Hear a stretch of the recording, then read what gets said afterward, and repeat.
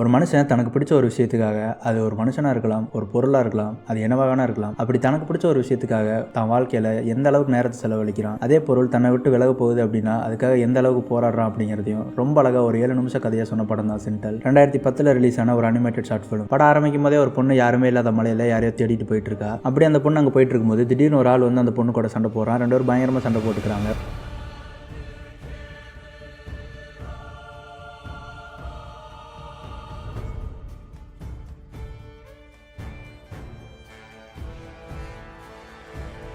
ஒரு கட்டத்தில் நம்ம வடச்சென்னையில் சொல்கிற மாதிரி போட வர்றோம் பொருள் எடுத்து அவனே போடணுங்கிற மாதிரி அவனை போட்டு தள்ளிட்டு திரும்பி பார்க்க அங்கே தூரத்தில் ஒரு வீடு தெரியுது. இவ்வளோ அந்த வீட்டுக்கு போக அங்கே ஒரு பெரியவர் இவளுக்கு சாப்பாடெல்லாம் கொடுத்து கொஞ்சம் நல்லா கவனிச்சுக்கிறாரு. அப்போ தான் அவர் இவளோட கையில் இருக்கிற அந்த கத்தியை பார்க்குறாரு. இந்த கத்தி அவன் கையில் இருக்குது அப்படின்னா இந்த கத்தி வச்சிருந்தவன் இறந்துட்டான்ல, அப்படின்னா நீ ரொம்ப பெரிய விஷயத்தை தான் செஞ்சிருக்க அப்படின்னு அந்த கத்திக்கு ரொம்ப பயங்கரமாக பில்டப்லாம் கொடுக்குறாரு. அப்படியே அவர் இந்த கத்திக்கு இவ்வளோ பில்டப் கொடுக்குறாரு அப்படின்னா இந்த இடம் கேட் கீப்பர்களுக்கான இடம், அதாவது பாதுகாவலர்களுக்கான இடம். கொஞ்ச நேரத்துக்கு முன்னாடி இவளோட கையால் இறந்து போன அவனும் ஒரு கேட் கீப்பர் தான். அப்படியே தான் பாதுகாக்கிறாங்க அப்படிங்கிறது தெரிஞ்சுக்கணும்னா இவளோட ஃப்ளாஷ்பேக்கை தான் கேட்கணும். நம்ம பெரியவரும் அவரை பார்த்து நீ யார் எங்கேருந்து வர அப்படின்னு கேட்க அப்போ தான் நம்ம ஹீரோயின் அவளோட கதையை சொல்கிறா. இவளோட பேர் சென்டல். இவளோட ஊரில் ரொம்ப தனிமையில் வாழ்ந்துட்டு இருந்த ஒரு பொண்ணு தான் இவ. அப்படி ஒரு நாள் இவளோட ஊரில் ஒரு டிராகன் இவளோட கண்ணில் படுது. அந்த டிராகனை பார்க்கறக்காக பக்கத்தில் போக அந்த டிராகன் அவளை பார்த்து பயந்து ஓடுது. ஏன்னா அந்த டிராகனுக்கு ரொம்பவே அடிபட்டிருக்கு. அதை பார்த்த இவ அவளோட வீட்டுக்கு எடுத்துகிட்டு போய் அதுக்கு கட்டெல்லாம் போட்டு விட்டு கொஞ்சம் நல்லா கவனிச்சுக்கிறா. அதுக்கப்புறம் அந்த டிராகன் இவ்வளோ ஒன்றா தான் வளர்றாங்க. ரொம்ப வருஷம் ஒன்றாவே இருக்காங்க. ஒரு நல்ல நண்பர்களாகவே மாறிட்டாங்க. இப்படியே கொஞ்சம் காலம் போக அந்த டிராகனோட காயமெல்லாம் ஆறி அதுவும் கொஞ்சம் வளர்ந்துருச்சு. இவளுக்கு கோழி பிடிக்கலாம் ஹெல்ப் பண்ணுது. அப்படி 2 பேரும் அந்த கோழியை துரத்திட்டே போக ஒரு கட்டத்தில் அந்த கோழியை பிடிச்சி இவளுக்கும் கொடுத்துருது.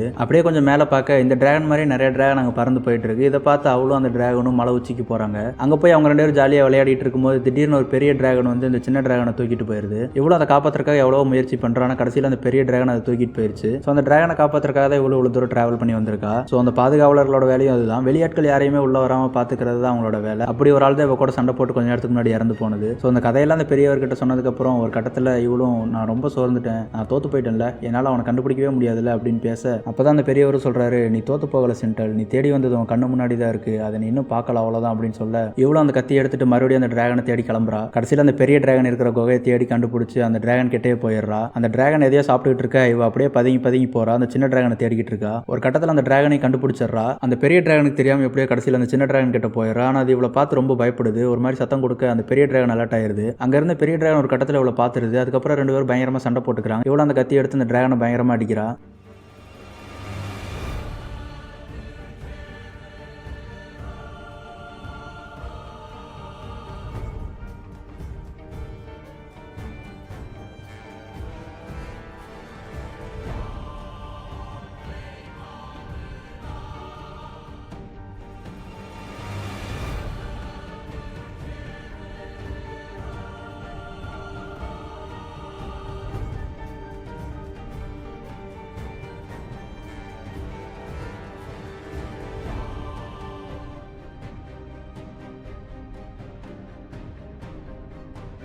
அதுக்கப்புறம் என்னாச்சுன்னு தெரியல. அந்த டிராகன் ஒரு மாதிரி பொறுமையாக அவகிட்ட வந்து எவ்வளோ பார்த்துட்டு இருக்கு. இதுதான்டா டைம்னு சொல்லி அவளும் கையில இருந்து அந்த கத்தி எடுத்து அந்த டிராகனோட கழுத்திலே இறக்கிடுறா. அந்த டிராகனோட ரத்தம் அங்கேயே கீழே சிந்த அப்படியே அந்த டிராகனும் கீழே விழுகுது. அப்பதான் ஒரு விஷயத்தை நோட் பண்றா.